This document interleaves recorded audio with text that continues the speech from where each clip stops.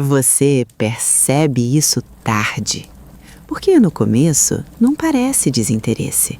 Parece vínculo, parece presença, parece sorte. Parece que finalmente existe alguém ali. Mas depois de um tempo, começa a ficar feio de um jeito silencioso.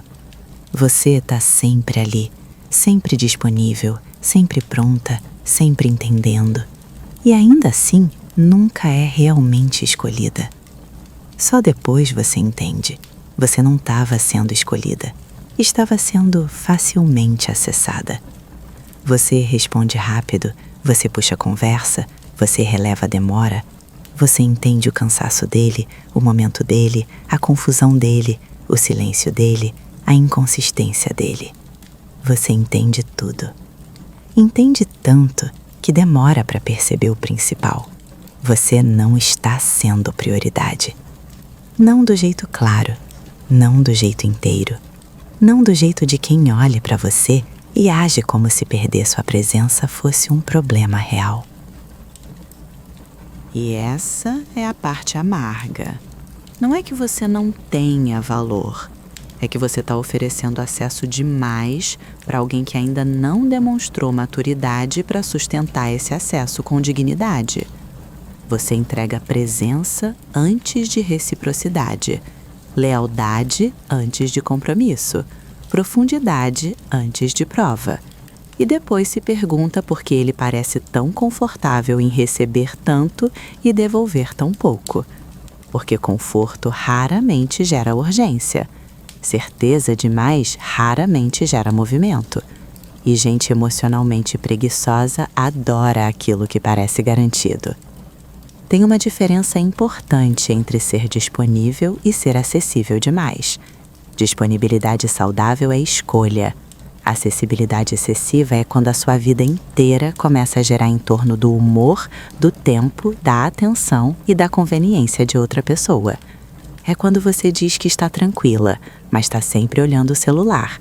É quando diz que não está esperando, mas reorganiza o dia inteiro em torno de uma resposta que talvez venha. É quando tenta parecer leve, mas já está emocionalmente de plantão. Plantão afetivo não é amor, é desgaste com estética de devoção. E quanto mais disponível você fica, mais corre o risco de virar paisagem. Não porque seja sem graça, não porque seja pequena, mas porque presença constante sem critério vira cenário, vira coisa presumida, vira aquilo que o outro acha que pode acessar depois, quando sobrar tempo, quando der vontade, quando acabar o resto. Você não vira prioridade só porque ama melhor. Você não vira prioridade só porque oferece mais. Na verdade, às vezes é o contrário. Tem gente que quando encontra alguém disposto demais, para de olhar com cuidado. Não porque você mereça menos, mas porque a falta de limite comunica uma mensagem perigosa. Você pode relaxar. Eu fico mesmo assim. E é aqui que muita mulher se confunde. Ela acha que está demonstrando valor, mas está demonstrando tolerância excessiva e treinando o outro a subestimá-la. Ela acha que está sendo rara, mas está sendo previsível. Acha que está construindo vínculo, mas está treinando o outro a recebê-la sem esforço. E tudo que é recebido sem esforço corre um risco alto de ser tratado sem reverência. Isso não é uma regra absoluta da vida, mas é uma verdade frequente demais para ser ignorada. Quer saber um dos sinais mais claros de que alguém não está te priorizando? Não é só a demora para responder, não é só o sumiço, não é nem a inconsistência sozinha. É você estar sempre encontrando uma explicação generosa para comportamentos que, se viessem de você, seriam considerados inaceitáveis. Esse é o sinal. Quando o vínculo te obriga a virar advogada da negligência alheia, alguma coisa já saiu do eixo faz tempo. Ele está confuso, ele é fechado. Ele gosta, só não sabe demonstrar. Talvez. Ou talvez você esteja chamando de complexidade o que é só falta de prioridade. Interesse não se prova no discurso, se revela no padrão, na constância, na nitidez. Porque palavra bonita dita sem consistência é só decoração. Quem prioriza, encontra tempo. Quem prioriza, sustenta a presença. Quem prioriza não deixa você vivendo de migalha interpretativa, tentando adivinhar se hoje o afeto vem ou não vem. A pessoa pode ser ocupada, cansada, reservada, complicada. Ainda assim, quando alguém realmente te coloca em um lugar importante, existe nitidez. Talvez não perfeição, mas nitidez. E é por isso que parar de estar disponível demais não é jogo, é diagnóstico, é teste de realidade. Gente matura chama isso de joguinho porque se acostumou a ser servida por alguém que se antecipava demais.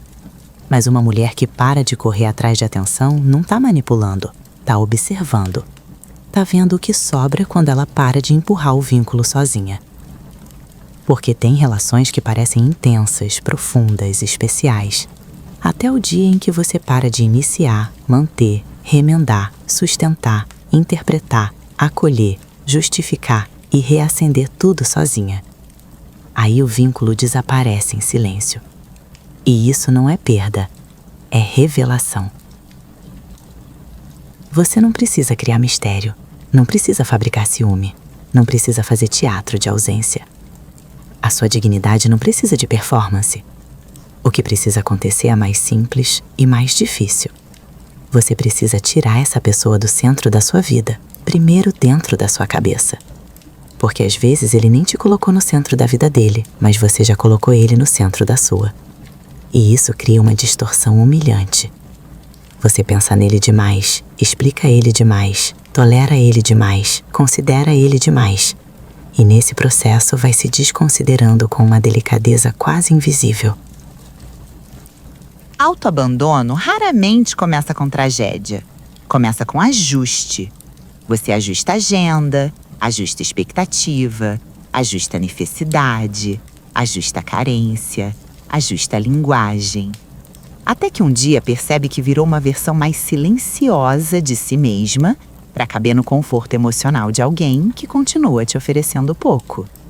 E o mais perverso é que, se você reclama, ainda corre o risco de parecer exigente. Então vamos deixar uma coisa clara. Você não vira prioridade implorando espaço. Você não vira prioridade demonstrando que aguenta tudo. Você não vira prioridade sendo sempre fácil, sempre compreensiva, sempre disponível, sempre pronta. Isso pode te tornar conveniente, pode te tornar confortável, pode até te tornar útil. Mas prioridade é outra coisa. Prioridade é o lugar que alguém protege. E aqui está a parte que liberta e assusta ao mesmo tempo. Você não controla se alguém vai te priorizar. Não controla. Você pode ser linda, profunda, leal, inteligente, divertida, inteira, e ainda assim encontrar alguém incapaz de reconhecer o que tem diante de si. A incapacidade do outro não redefine o seu valor. Só redefine o acesso que ele merece ter a você. Essa é a virada da rainha. Ela para de perguntar: o que eu faço para ser prioridade? E começa a perguntar: por que eu ainda estou oferecendo tanto para alguém que me trata como opção? Essa pergunta muda tudo. Porque a partir dela, você para de buscar técnica e começa a construir critério. Critério para observar reciprocidade, critério para notar consistência, critério para não romantizar esforço mínimo, critério para não se impressionar com o básico só porque estava emocionalmente faminta. E, principalmente, critério para entender que quem só te valoriza quando percebe que está te perdendo, não valorizava você. Valorizava o acesso. Sentia a falta da sua disponibilidade, da sua atenção, da sua validação, do seu cuidado em tempo integral. Mas isso não é a mesma coisa que valorizar você. Quando você começa a se recolher de lugares onde sempre teve que se oferecer demais, uma coisa muito interessante acontece. Quem gostava de você de verdade se aproxima com mais clareza. Quem gostava apenas da facilidade reclama. E essa diferença é preciosa, porque ela separa vínculo de consumo. Tem gente que não quer te amar, que a só não perdeu os benefícios emocionais de ter você por perto. E você confunde isso com importância porque ficou tempo demais aceitando presença ambígua. Ser menos disponível no sentido certo não é punição. É reposicionamento. É voltar para a própria vida. É lembrar que o seu tempo não é sala de espera, que o seu afeto não é serviço público, que a sua atenção não é recurso infinito para ser distribuído a quem aparece sem critério. E talvez a verdade mais incômoda seja esta: enquanto você continuar se oferecendo sem medida, talvez nunca descubra quem realmente faria esforço para ficar. Porque você está facilitando demais a permanência de quem não investiria metade disso por conta própria. Então, isso não é sobre virar fria, não é sobre manipular, não é sobre se tornar inacessível por vaidade. É sobre parar de transformar a própria abundância em liquidação. Você não precisa convencer ninguém a te priorizar. Quem precisa ser convencido já respondeu a pergunta que você estava com medo de fazer. Então, entenda. Você só estava acessível demais para quem não sabia sustentar a sua presença. E mulher nenhuma nasceu para ser sala de espera de escolha alheia. O trono não corre atrás da atenção, o trono não implora a presença. Ele observa quem sabe permanecer.